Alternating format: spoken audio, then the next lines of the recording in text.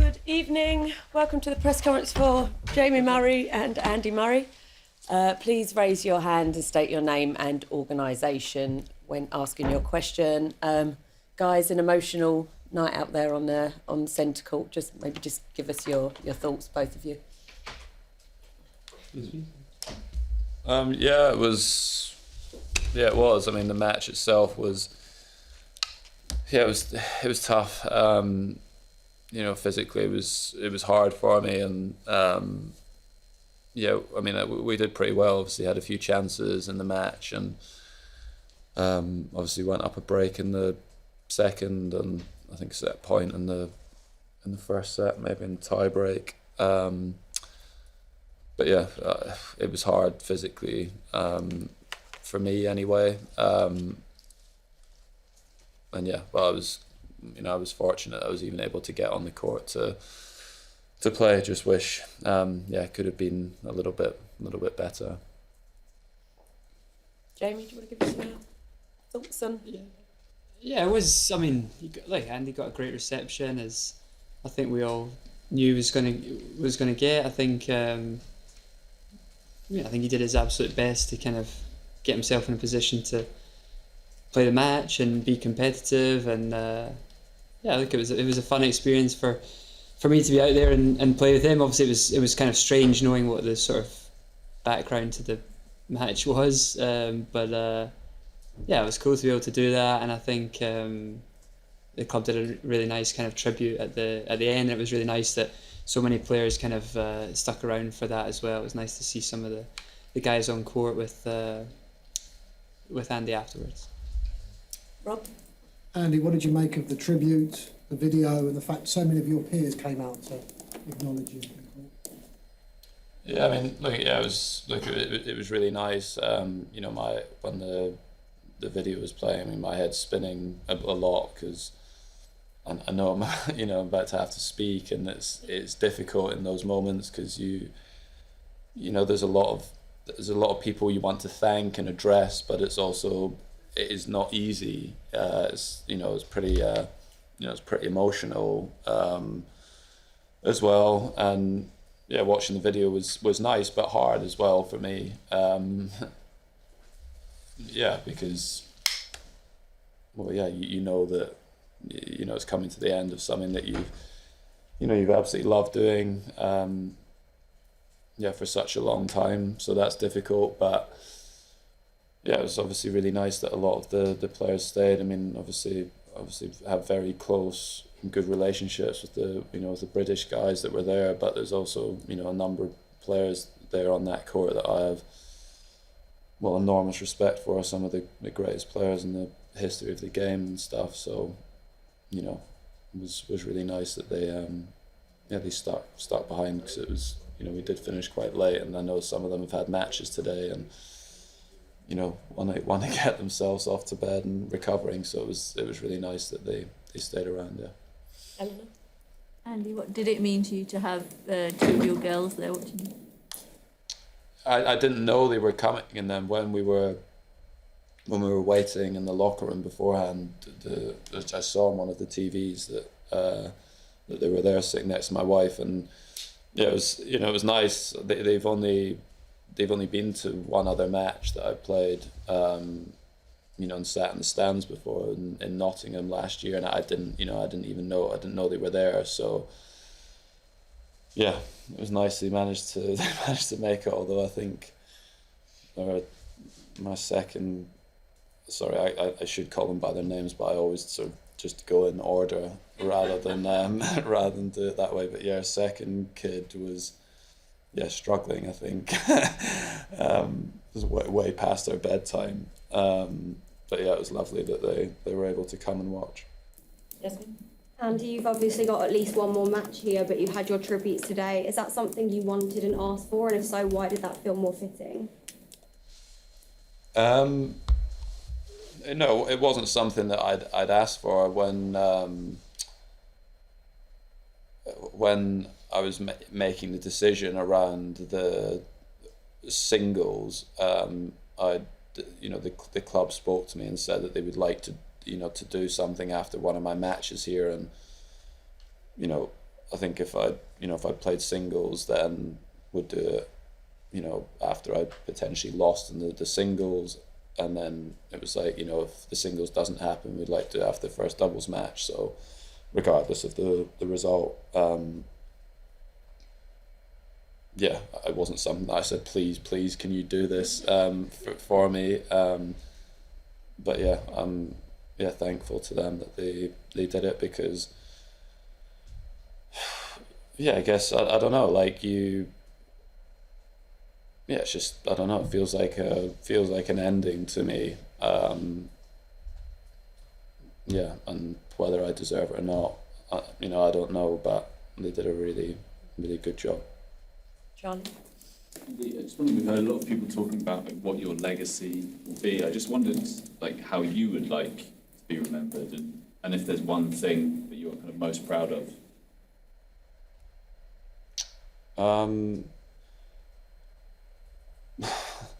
I find them quite difficult questions for me to answer, because I don't think it's for me to sort of say like how, I don't know, like how I'd want other people to view me. There's things in my career that I'm really proud of. Like I certainly didn't get everything right during my career, and was far from perfect. But I think the thing that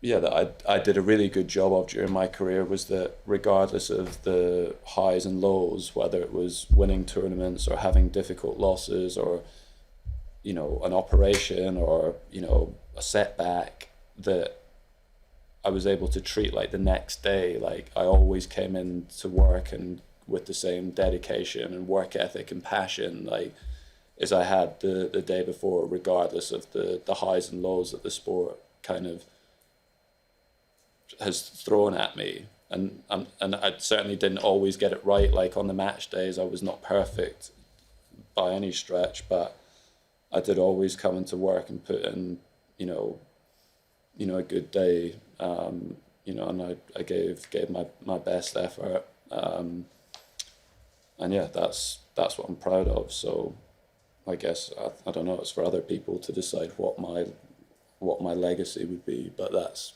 the thing that I'm most proud of. Catherine? Hi Andy, I know it's very early in terms of processing this evening, but in terms of the search for closure that you mentioned a couple of days ago, do you think tonight the match, the ceremony, will help with seeking closure and trying to let go? Yeah, look, I'm ready to finish playing. I mean, I don't want that to be the case. I would love to play, like I said, forever. But like today, even though it's a doubles match where physically it's obviously not as demanding, it's still really hard for me. Like my serve speeds and everything are like so far behind where they usually would be, and I'm sure that would come back with time once I recover from the injury and everything. But yeah, this year's been tough with the ankle, and then obviously the back surgery, and obviously the hip. I'm ready to finish playing because I can't play to the level that that I would want to anymore. That doesn't mean that like that's something that I guess is a bit sort of out of my control. If I could, if I knew that my body was going to be able to do it, I would play for as there's nothing about the sport that I hate, and I'm like, I don't want to do it anymore for this reason. Like I like the traveling, I love the competition, the practicing and trying to get better and all those things. But I know that it's time now, and I'm ready for that. Moini? There are a lot of players who lose their appetite for the sport and end up, quitting early. I'm curious if you take Say again. What did you say? There are a lot of players who eventually, after competing for a certain period, lose their appetite for the sport and don't want to play anymore. I'm curious if you take any solace from the fact that, even though you don't want to necessarily quit, that your love for the sport and that you're everything, your discipline and everything has been like the same as it has been for so long? Yeah, I mean, look, obviously everybody's different and everyone has different, career paths, and some players start, particularly on the women's side, start at a really young age on the tour, and then, I've also been really lucky in the sport as well, like in terms of the results and everything that I've had, and that's not the case for everyone. Like a lot of tennis players live, quite a different, life. If you're playing, the lower levels of tennis and stuff, it's, it's really difficult. It's, financially is hard and can be really, really lonely at times. And I've been fortunate to have, team around me. I've had family, on the road. My brother's always been with me, and, parents, and have travelled a bit and stuff. So, yeah, everyone has different journeys, and I've always loved the sport, and I've never fallen out of love with any parts of it really. I've gone through difficult periods for sure, but like I said, I would always wake up the next day and it's not like I'm not touching a racket again. Like I don't want to pick up my rackets for a week. Like I was always desperate to get back on the court. So never lost that. Matt? Andy, Novak keeps coming in here and he keeps saying, like, I think he could probably play singles again next year. I hope he does. I don't know if you've heard that. When you do hear that, I mean, first of all, what do you think he's doing? You think he's like challenging you to try and give it a shot? Or, and when you do hear that, do you get tempted and think like, well, if I'm rested after 4 months, maybe my body's going to feel better. I mean, mind go to places like that. I mean, look, I was, before like what happened in Miami, like I was starting to play good tennis, and then, at Queen's, obviously got through the first round there. Like I can still win matches at this level, and there's no question that if, even with the physical issues around the hip, that I'm, was still able to compete at the highest level, not as consistently as I would have liked, and certainly not having the results that I would have wanted. But I could definitely still win matches, here on the grass, once I'm recovered from the back injury. But I don't want to do that now. So yeah, I know I could do it, but I have no plans to play singles again. So a question for Jamie. Seeing all this talk about your younger brother retiring, I just wondered if your attitude's the same, in that as long as you're fit and healthy, you'll go forever as well, or has the thought of retiring ever entered your head? I mean, I still enjoy competing and still enjoy going to these events. I mean, the events keep getting better and better, I think. And yeah, like for me, obviously I haven't made the money that Andy's made in his career, so my motivation financially to keep playing is definitely there as well. And I still feel like fit and healthy. I haven't had any surgeries or anything like that. So I feel good, and I still enjoying being at these events and motivated to kind of keep working hard to stay at this level for as long as I can, because I think like when you do finish, it's difficult to replace that with something else in your life, I think. Can we take one more, John? Andy, thank you for all the memories you've created for us over the years, and making another memory tonight. I just wanted to ask you, how did your centre court tribute compare to the one you received at the 2019 Australian Open? Yeah, to be honest, I really don't remember that much about the Australian Open one, just that, it was obviously a bit premature, unfortunately. Obviously ended up playing for like five and a half years after that was done. But I mean, at the time that, at the time I also, I did appreciate it. I was going through a pretty rough time for like I don't know, like a year, 18 months up till that point. And, I'd said to my team, like, after that match that I played, like, if that was the last match that I played, like, I would have been, would have been okay with that. Would have been a great way to finish.